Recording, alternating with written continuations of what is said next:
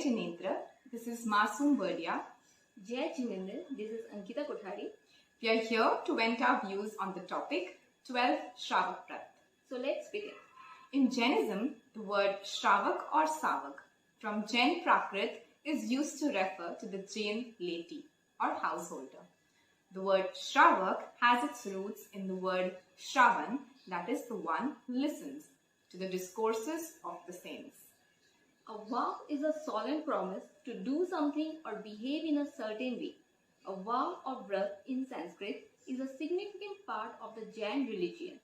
The vows Jains take may be described as vow of restraint, meaning that they vow to stop doing a particular thing. But Jain vows also involves actively doing something specific and positive. The 12 Shravak Vrat consists of characteristics observed and codified by wise people since the beginning of time to guide us in leading a conscious, honest and ethical life. The Shravak Vrat is an art and it is about making balance and creating equanimity so as to live in peace, good health and harmony with the greater whole. So the 12 principal Shravak Vrats are Ahimsa Anuvrat, that is non-violence Anuvrat. Number 2, Satya Anuvrat, that is truthfulness Anuvrat.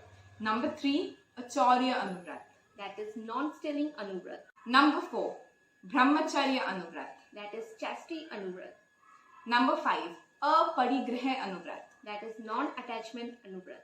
Number 6, Digvirati Vrat, that is limited area of activity vow.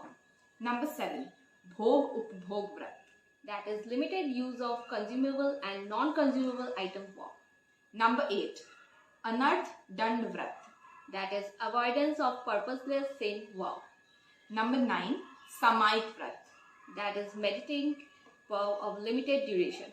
Number 10, Deshavakashik Vrat, that is actively vow of limited space.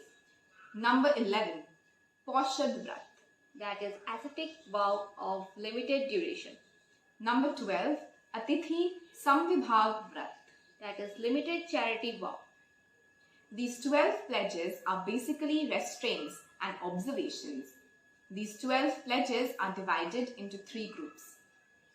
So the group 1 is Gunavratas, that is 5 vows of limited nature.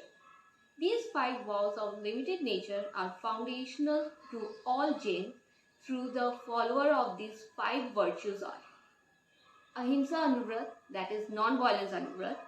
A lay follower cannot refrain completely from the violence towards all living beings, mentally or physically, but can partially refrain from killing innocent animals intentionally. This is known as Ahimsa Anuvrat. Satya Anuvrat, truthfulness Anuvrat. A lay follower may feel incapable of stop doing something from subtle untruthfulness. But if he lives with awareness, he can at least avoid gross lies. Next is Acharya Anuvrat, that is non-stealing Anuvrat. Refraining from stealing, robbing, from breaking the locks, snatching, etc. is a small vow of non-stealing. Renouncing such an act is not only a duty of a lay follower but also of any civilized person. Brahmacharya Anuvrat, chastity Anuvrat. The term Brahmacharya Anuvrat means avoiding any form of sexual activity with body, words or mind. This is a small vow of chastity. Aparigraha Anuvrat, that is non-attachment Anuvrat, like gold, silver, money, house property, etc. are attachment and to renounce or put a limit on the collection of such items is a vow of non-attachment Anuvrat. As a man acquires them, soon his greed increases. To check such a greedy, the vow of non-attachment has been advocated. Group 2, Gunavratas, 3 merit vows.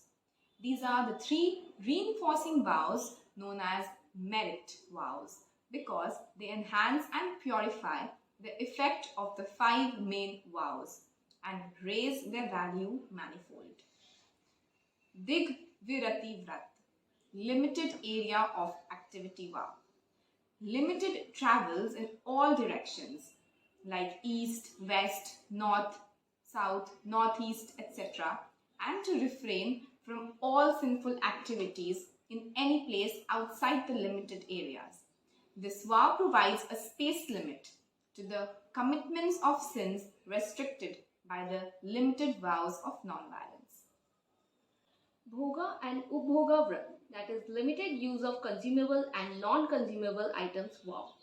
Consumable, that is Bhoga, means enjoyment of an object which can only be used once, such as food, drink, fruits, flowers, etc.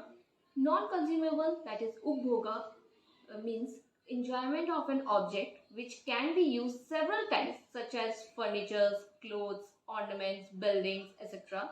Therefore, limit the use of these two items in accordance with his own need and capacity by taking these vows. Anarth Dandavrat, avoidance of purposeless sins vow.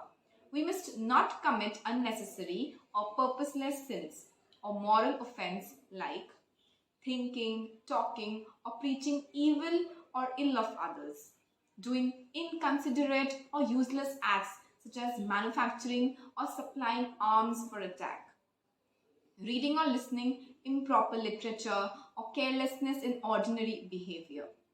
Thus, this vow is of great practical importance. It makes life more careful and sin-proof. Group 3, that is Sikshavratas, 4 disciplinary vows. These last 4 vrats are called disciplinary vows as they govern one's internal life, spiritual exercise to educate oneself for spiritual upliftment.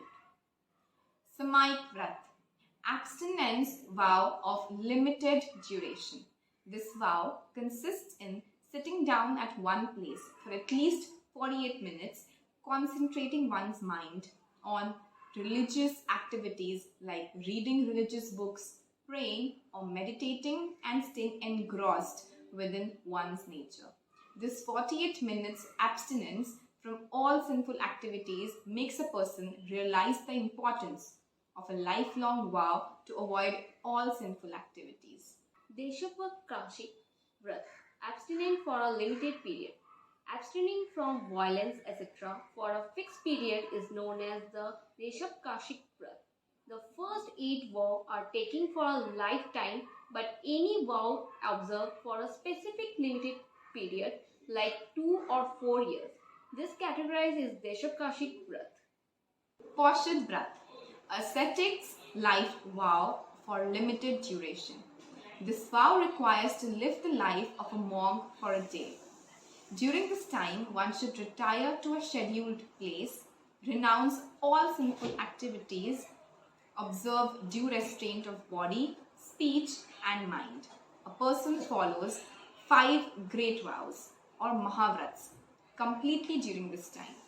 It can only be practiced with strict fasting without any intake of food and water. Atiti Sambhibhag Vrat, vow of charity to saint. One should give foods, clothes, medicines and other articles owned by us to monks and nuns. The food offered should be pure and with reverence. One should abstain from giving impure food to the ascetics as it leads to its transgressions. The final days of life, a householder observes peaceful death. The householder can attain a peaceful death, which is Salekna, if he truly follows the above 12 vows. By performing these 12 vows, a lay follower may live a righteous life and advance towards a fuller and more perfect life and conquer desire. The vow of lay followers are important not only from the religious point of view, but are important also from the social and national point of view. Thank you, Siliguri Kanya Mandal. Jain.